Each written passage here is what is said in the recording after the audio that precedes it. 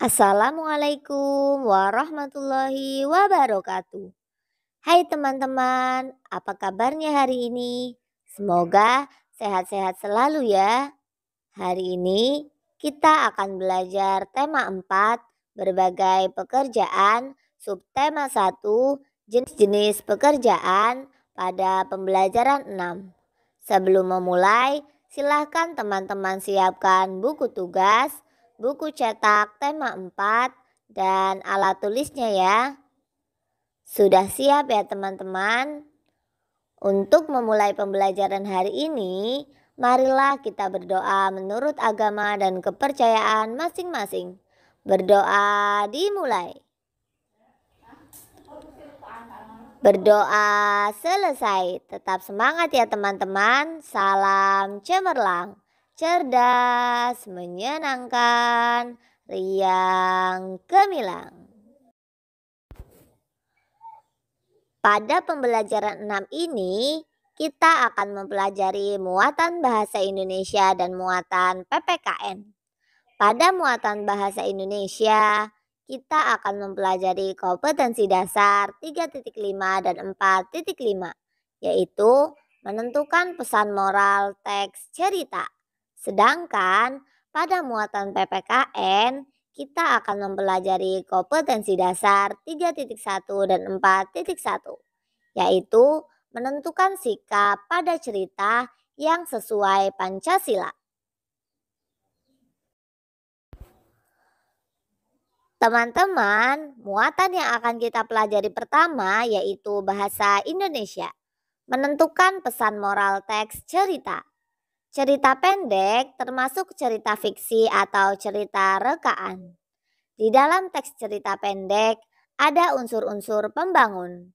Salah satu unsur pembangun dalam teks cerita yaitu pesan moral. Pesan moral disebut juga amanat. Cerita yang baik harus mengandung amanat. Amanat berisi nasihat yang ingin disampaikan pengarang kepada pembaca. Pesan moral dalam cerita biasanya ditujukan lewat perkataan seorang tokoh. Teman-teman, apakah kalian masih ingat tentang cerita Taman Bermain yang Hilang? Ayo kita temukan pesan moral dalam teks tersebut. Ayo berdiskusi. Teman-teman, silahkan baca kembali cerita tentang Taman Bermain yang Hilang.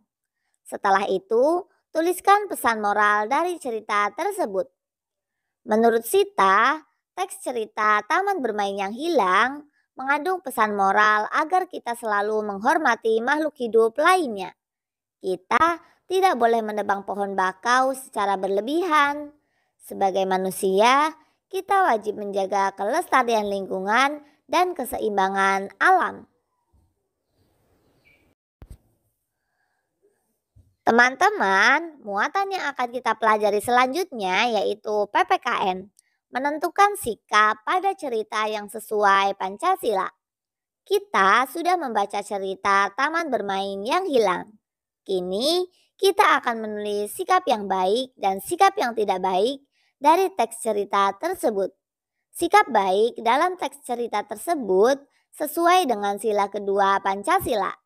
Sedangkan sikap yang tidak baik dalam teks cerita tersebut menyimpang dari nilai sila kedua Pancasila. Ayo kita perhatikan bersama tabel sikap berikut ini. Nah, teman-teman, perhatikan tabel sikap berikut ini. Sikap baik dalam cerita. Kupi dan teman-temannya bermain bersama tanpa membeda-bedakan.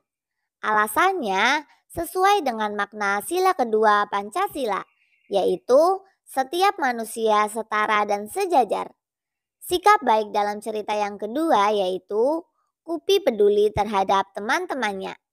Alasannya sesuai dengan makna sila kedua Pancasila, yaitu berada dalam rasa, pikiran, dan tindakan.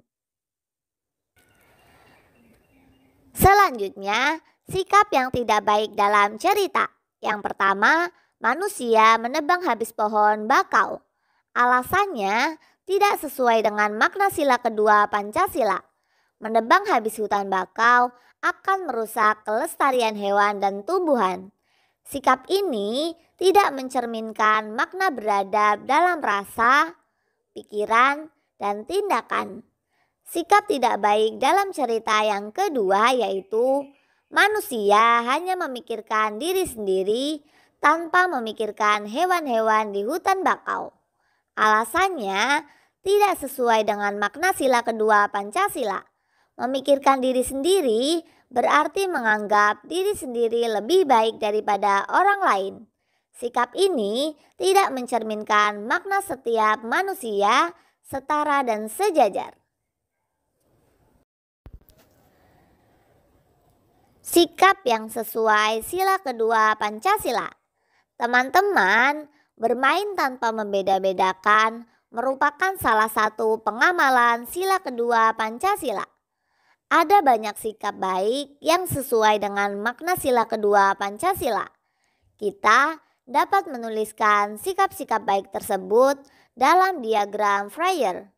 Kita juga dapat menuliskan ciri-ciri sikap baik dan membuat kesimpulan.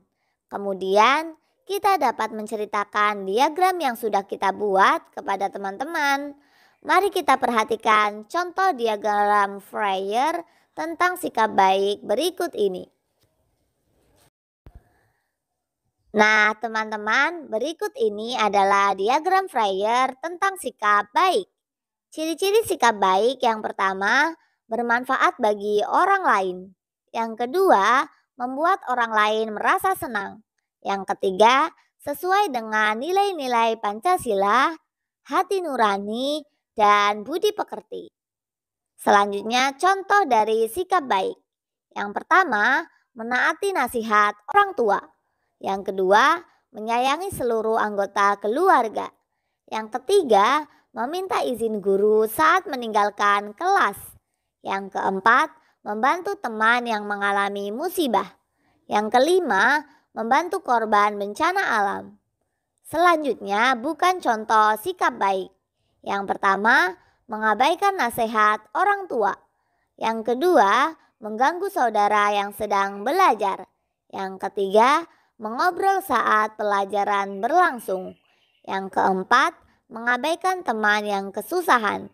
Yang kelima, merusak lingkungan. Berdasarkan hal tersebut, kita buat kesimpulan ya teman-teman. Sikap baik dapat dilakukan di mana saja. Kita harus selalu bersikap baik di rumah, sekolah, dan lingkungan masyarakat. Sikap baik akan membuat orang lain senang.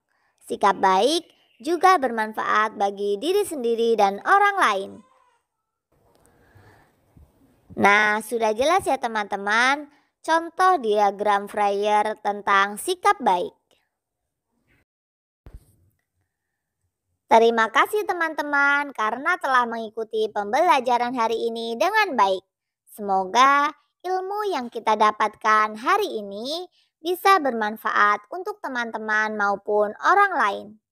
Untuk menutup pembelajaran hari ini, marilah kita berdoa menurut agama dan kepercayaan masing-masing. Berdoa dimulai.